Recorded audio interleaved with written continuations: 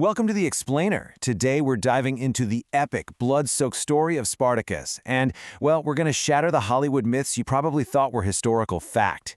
If you ask almost anyone who Spartacus was, they'll tell you the exact same story, right? They picture this dramatic dawn in a silent Roman arena, a rugged slave gripping a sword as the crowd goes wild, who then breaks his chains to lead tens of thousands of rebels across Italy. They'll tell you he was a hero, a guy who fought for human freedom and wanted to tear down the Roman Empire. It's an incredibly powerful story, which is exactly why Hollywood absolutely ate it up. But history? Yeah, history isn't quite so simple. So who was the real Spartacus? What's fascinating here is that the famous tale of a slave leading this grand moral revolution for human rights is actually heavily debated by historians. The real guy wasn't actively trying to abolish slavery. He wasn't leading some modern-day revolution for human equality. In fact, if you actually ask ancient historians what his ultimate goal was, you'll find they are still arguing about his true endgame to this very day. There's just this massive, gaping chasm between the champion of universal freedom we see on the big screen and the much grittier, ambiguous reality of a man who was, above all else, simply fighting to survive. The myth paints a grand abolitionist. History gives us a man with entirely unknown motives. And that forces us to ask a really compelling question. If Spartacus wasn't fighting for universal freedom, why on earth did 70,000 people follow him into a war? Part 1. The Spark, from soldier to slave. To understand the legend, we really have to look at the man himself. Spartacus was likely born in Thrace, which is a region spanning modern-day Bulgaria, Greece, and Turkey. Some ancient writers actually suggest he might have served with the Roman military as an auxiliary, though, the exact details kind of shift depending on which source you read. But at some point, for reasons history just hasn't completely verified, he ended up in chains. He was enslaved and eventually sold to a gladiator school in Capua. And we need to pause here, because gladiators back then weren't just disposable fighters. As a gladiator in Capua, Spartacus was a highly trained, massively valuable financial investment. He wasn't just cannon fodder. Most gladiators didn't actually die in their first bout, or even in every match, despite what the movies love to show us. But Spartacus, he was about to become something else entirely. Part 2. The Impossible Escape. In 73 BC, Spartacus and a tight-knit group of fellow gladiators kicked off a desperate, incredibly bold breakout. And it started in, of all places, the kitchen. They seized meat cleavers, roasting spits, literally whatever they could get their hands on, and they fought their way out using just kitchen utensils before finally managing to acquire real weapons. They fled through the rain, eventually making their way to the looming, rugged slopes of Mount Vesuvius. And Rome? Well, Rome totally brushed it off. Roman officials carelessly assumed this was nothing more than a disorganized band of runaways that a quick police action could easily mop up. Because remember, at this point, Rome wasn't dealing with an army. They were dealing with just 70 men. 70 runaway slaves trapped on a mountain. So, Roman forces confidently marched up to Vesuvius, completely blocking the most obvious route down the mountain. They fully believed the rebels were boxed in and that this would be a simple, routine arrest. Spartacus, however, saw another way. Ancient sources tell this crazy story of his men fashioning ropes out of wild vines. Under the cover of total darkness, they used these vine ropes to rappel down the steep, jagged cliffs exactly where the Romans least expected them. They launched a devastating surprise attack. And while we obviously can't verify every microscopic detail of that night, the historical outcome is crystal clear. The Romans were caught entirely off guard, and they were utterly, humiliatingly defeated. It was a massive embarrassment for the Republic. And as news of this stunning victory spread, the situation changed overnight.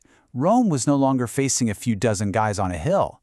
Their ranks exploded to 70,000. Just wrap your head around that. That is a terrifying escalation for the Republic.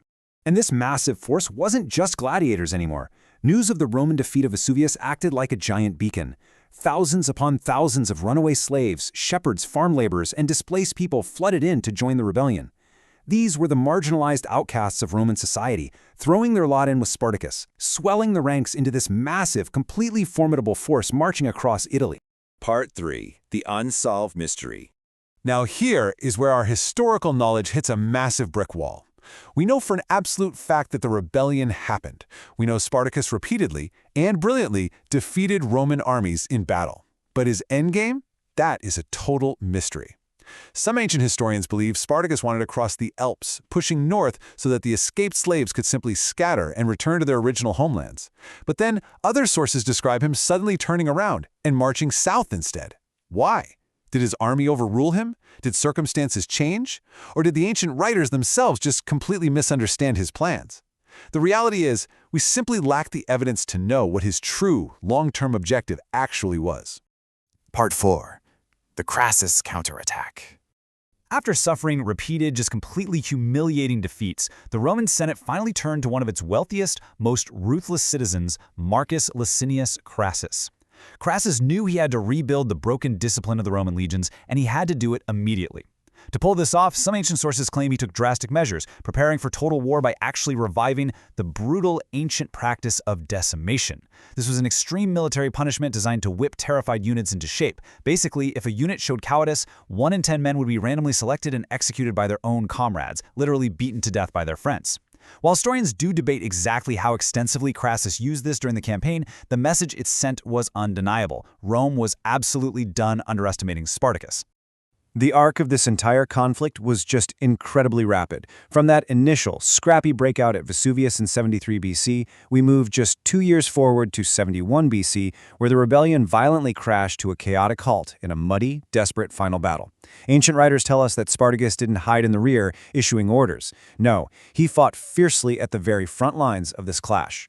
They claim he fought with such intense ferocity that he tried to physically cut a path directly through the locked Roman shields, trying to reach Crassus himself. But amidst the chaos, the blood, and the mud of that battlefield, there's a haunting truth. His body was never positively identified. Whether he died exactly as those epic heroic accounts describe, we're probably never going to know for sure. His remains were simply, forever, lost to history. What we do know, for a fact, is that his army was completely dismantled. The Roman victory was absolute. Crassus' victorious legions managed to capture 6,000 surviving rebels alive, and Rome, still furious and deeply embarrassed by the last 2 years, decided to make an unforgettable example of them. In a brutal, genuinely horrifying display of total war, those 6,000 prisoners were crucified along the Appian Way.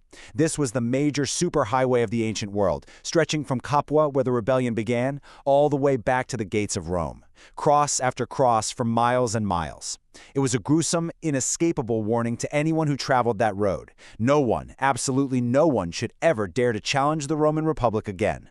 Part 5. The Legacy. The myth outgrew the man. You see, Spartacus became so much more than just a historical figure. He became a wildly powerful symbol.